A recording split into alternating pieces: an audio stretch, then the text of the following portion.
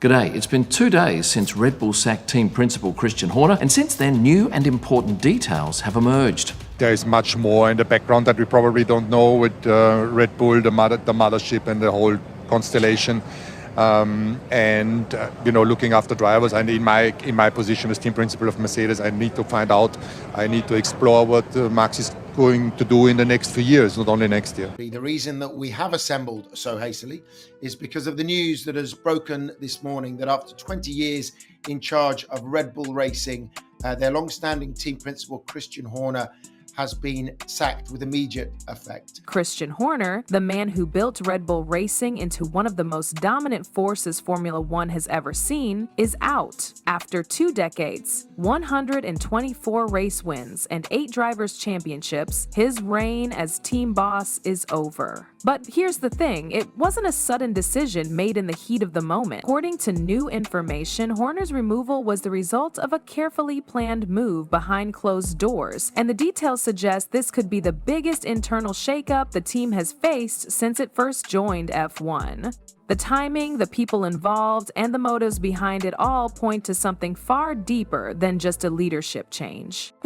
We're talking about secret meetings between top Red Bull executives, key figures within the team pushing for a change, and tensions that had been brewing for more than a year. And now, with Verstappen's future in question, the decision to remove Horner might not just reshape Red Bull, it could shift the balance of the entire F1 grid. Yesterday, I was informed by Red Bull that operationally I will no longer be involved with the business or the team moving forward from after this gathering. I will still remain employed by the company, but operationally the baton will be handed over. And that obviously is came as a shock, obviously to myself, but obviously what I've had a chance to do is to reflect over the last 12 hours or so, and I wanted to stand in front of all of you to break this news and just express my gratitude to each and every single member of the team that has given so much. From high-level boardroom talks to whispers about Verstappen looking elsewhere, this isn't just one man losing his job. It's a power struggle at the very top of a team that's been at the peak of the sport for years, and the consequences could be felt for seasons to come. For 20 years, Christian Horner wasn't just the face of Red Bull Racing. He was the driving force behind its transformation from an energy drink-backed newcomer to a championship-winning machine. Under his leadership, the team racked up 124 race victories, secured 8 drivers' titles, and dominated entire seasons in a way that made their rivals look years behind. He wasn't just calling the shots from the pit wall. Horner was a political heavyweight in the paddock, known for his ability to navigate both the technical side of racing and the politics that swirl behind the scenes in Formula One. Whether it was handling driver rivalries, negotiating big contracts, or locking in the sport's top engineering talent, Horner had built an empire that seemed almost untouchable. But for all the glory and champagne, cracks were forming, and when they finally split open, it was like watching a pit stop where everything catches fire at once. According to detailed reports from German media, the decision to remove Horner didn't happen in some heated argument after a poor race. It was the result of a private meeting at the very top of Red Bull's corporate structure.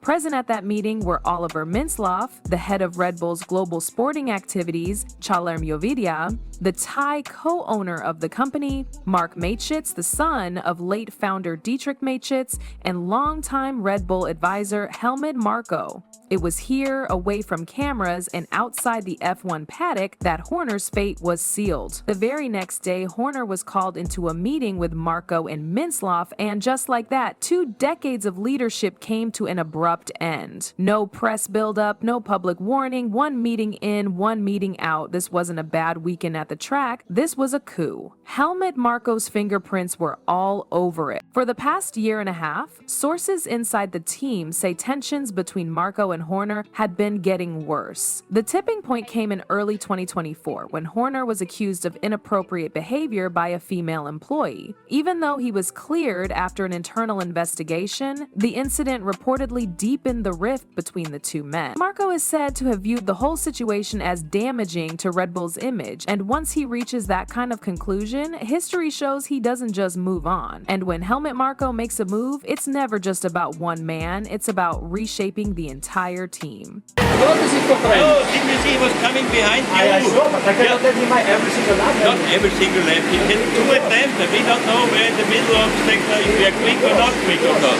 No, it wasn't 5 times. It was one mistake in the first corner of his first lap. Then he slowed down, and the next 2 laps you were always in his way. Obviously in the way. I was on my long one. No, that's not acceptable. The front is totally different. And we don't accept that.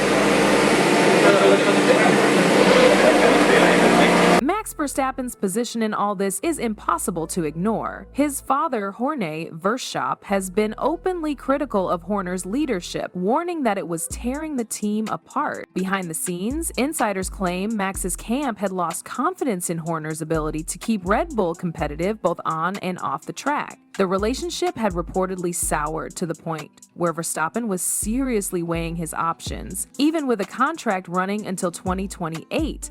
Performance clauses in that contract could give him an early exit if the team's competitiveness drops. And right now, those clauses are looking more relevant than ever. This is where the whispers about Mercedes come in. With seats potentially opening up for 2026, Toto Wolff has made no secret of his interest in bringing Verstappen to Brackley. If Red Bull's internal chaos continues and Max decides he's had enough, Mercedes would be ready to move, which means Horner's exit might not have been about performance at all. It might have been a desperate gamble to keep Verstappen from walking. The cracks in Red Bull's dominance aren't just in the boardroom, they're now showing on the track. The RB21, their current car, has essentially become a one-driver machine. In Max Verstappen's hands, it can still deliver speed, but even he's finding it unpredictable. For Sergio Perez, Liam Lawson, and Yuki Tsunoda, it's been a nightmare to handle. The car's balance is off, setup windows are tight, and performance drops sharply outside of Verstappen's driving style. That means unless you're Max, the car simply doesn't give you what you need to fight at the front. The impact on results has been clear. Red Bull has slipped to 4th in the constructors' standings, behind Ferrari, McLaren, and Mercedes. That's a huge fall for a team that not long ago was untouchable. And when you're used to being dominant, a slide like this isn't just frustrating, it's a signal to the rest of the paddock that something deeper is wrong. It's one thing to lose a team principle, it's another when your car starts driving like it's allergic to podiums. A big reason for this downturn can be traced back to what's been happening behind the scenes since the death of Red Bull founder Dietrich Mateschitz. His passing triggered a major shift in the team's internal structure, and with it came an exodus of senior talent.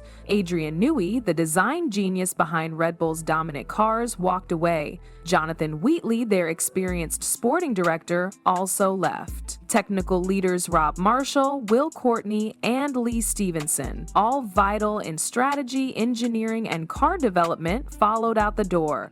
This wasn't just losing names, it was losing the core of the group that made Red Bull's success possible. It's like Red Bull's winning blueprint has been torn apart page by page, and Horner's sacking might have been the final shred. Without that depth of experience and creativity, it becomes much harder to keep producing championship-winning cars year after year, especially under changing regulations. That's why some people in the paddock believe Horner's removal was less about fixing the team's problems and more about shifting blame. Former driver Gerhard Berger has openly suggested Horner was made the scapegoat. In his view, this wasn't about results on the track, it was about internal politics and protecting Max Verstappen at all costs. Breaker even pointed out that Horner and the Verstappens had a rocky relationship for some time, and that getting rid of him could have been an attempt to smooth things over and keep Max loyal to Red Bull. If Berger's right, Red Bull didn't just remove Horner, they removed the only person holding certain people in check. And in Formula One, when you take out one key power broker, the balance inside the team can shift fast. sometimes in ways that aren't easy to control. Meanwhile, Mercedes is watching all of this very closely. Toto Wolff, their team principal, knows how rare it is for Verstappen's loyalty to be tested. With a seat potentially available for 2026, and neither George Russell nor young talent Kimi Antonelli locked in for that season, the timing couldn't be better for Mercedes to make their move. Insiders say informal conversations have already happened between Wolff and Verstappen's management. Nothing official, but enough to make sure the door is open if Verstappen decides to leave. Right now, the job of steadying Red Bull falls to Laurent Mies. He's not a stranger to high-pressure roles. He's been with Ferrari, worked at the FIA, and has a reputation for being calm under fire. But this is a different kind of challenge. He is stepping into a team where the leadership has been shaken, the technical department has lost key figures, and the star driver's long-term commitment is uncertain. Even for someone with Mecky's experience, it's a difficult position. He has to deliver results on track while also managing fragile relationships